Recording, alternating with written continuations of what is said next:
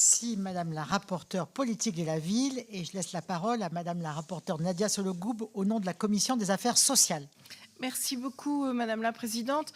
Madame la Ministre, chère Valérie, ce programme 177 est donc un filet de sécurité de la solidarité nationale. C'est ce qui reste en dernier lieu et il faudrait absolument éviter qu'il ne craque. Je voudrais d'abord souligner que ces crédits sont pérennisés à hauteur de 2,9 milliards d'euros. Et dans le contexte qu'on connaît, c'est vraiment à souligner. Madame la ministre s'est battue pour cela. Il faut bien remarquer que le gouvernement ne fait pas d'économie sur les personnes sans domicile. Mais pourtant, moi, j'ai également 3 points d'alerte.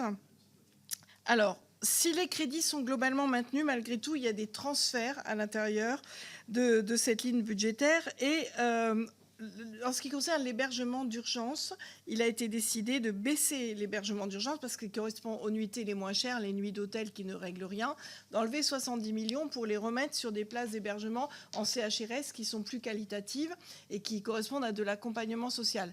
Mais ces places en CHRS coûtent environ 2 fois plus cher. Donc, à budget constant, à contour budgétaire constant, on ne peut pas atteindre l'objectif des 200, garder l'objectif de 203 000 places. Elle coûte tout simplement le double. Donc il manquerait 70 millions d'euros pour rester dans les 203 000 places, tout en montant en qualité sur un certain nombre de places d'hébergement.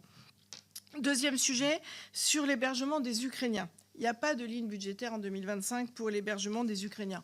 Alors pour les plus vulnérables d'entre eux, ceux qui n'ont pas réussi à acquérir leur autonomie, et dans certains territoires on a déjà eu des alertes, ils sont menacés d'expulsion dès janvier 2025.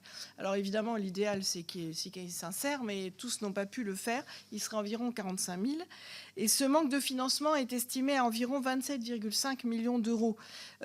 Si on ne les trouve pas, évidemment, c'est des personnes qui risquent de se trouver dans la rue encore quelques-uns en plus. Un risque diplomatique. Et puis, maintenant, le bruit court dans la communauté ukrainienne que le moyen d'échapper à cela est de demander l'asile. Donc, au risque également d'emboliser le système d'asile français. Le troisième point, alors ça a été souligné, c'est sur le fonctionnement du 177. Amel, tu l'as très bien dit. C'est un programme qui est chroniquement déficitaire de 250 millions, c'est-à-dire que quand on commence l'année, on sait qu'en fin d'année, il faudra remettre les 250 millions. Alors merci Madame la Ministre pour 2024, mais si on part sur les mêmes bases en 2025, il manquera 250 millions. Je précise que ce n'est pas un glissement budgétaire, que c'est bien une dette ancienne qu'on traîne finalement d'année en année et on reporte.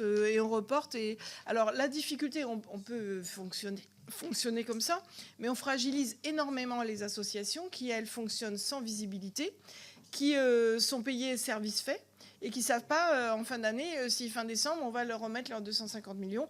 Donc vous le savez parce que je sais que vous êtes tout à fait à leur écoute, la plupart ont alerté en disant qu'ils ne pouvaient plus fonctionner dans ces conditions et que la moitié risque de mettre la clé sous la porte en 2025, ce qui serait gravissime puisqu'on aurait encore encore moins de personnes pour accompagner ceux qui sont dans la rue. Donc voilà, c'était alerté sur ce stop and go qui ne peut plus durer.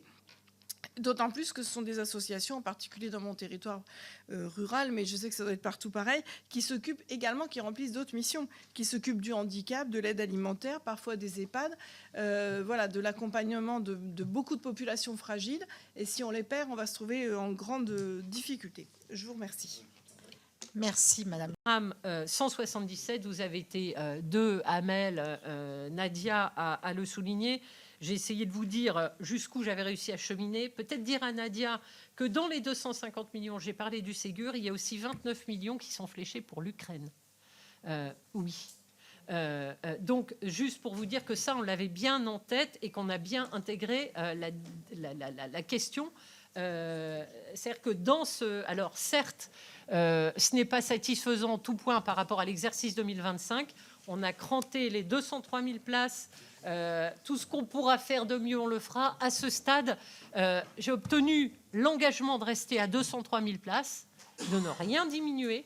Mais en même temps, on peut trouver de la fluidité si on travaille et si tout le monde se mobilise sur la question des métiers en tension. Il y a une partie des publics qui sont accueillis en hébergement d'urgence, qui est en situation régulière, qui, avec une bonne formation, une bonne orientation vers les métiers, pourrait sortir avec un emploi et avec des perspectives sur le logement de droit commun, si effectivement on arrive à les accompagner. Il y a un vrai champ, il y a au moins 10 000 places dans ce cadre-là qui pourraient être libérées si on arrive à mener ce parcours. Alors, ce n'est pas du jour au lendemain, c'est un long travail, mais c'est quand même des pistes d'amélioration qui ne sont peut-être pas suffisantes, mais en tout cas, c'est un chemin à parcourir, de la même façon qu'il y a un travail à mener sur les droits incomplets, sur des titres de séjour qui quelquefois ne sont pas... Enfin, il y a de l'embouteillage dans les préfectures. Si on arrive à anticiper ces renouvellements, c'est des gens qui ne versent pas dans l'hébergement d'urgence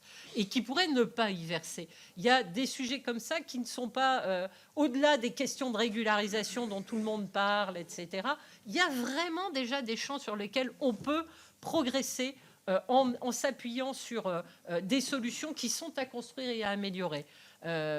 Aujourd'hui, voilà ce que je peux vous dire, en tout cas sur ce que moi j'ai pu porter, défendre. Je sais bien, croyez-moi que si je le pouvais, j'irais encore plus loin, que je suis extrêmement sensible à la situation dans laquelle on est.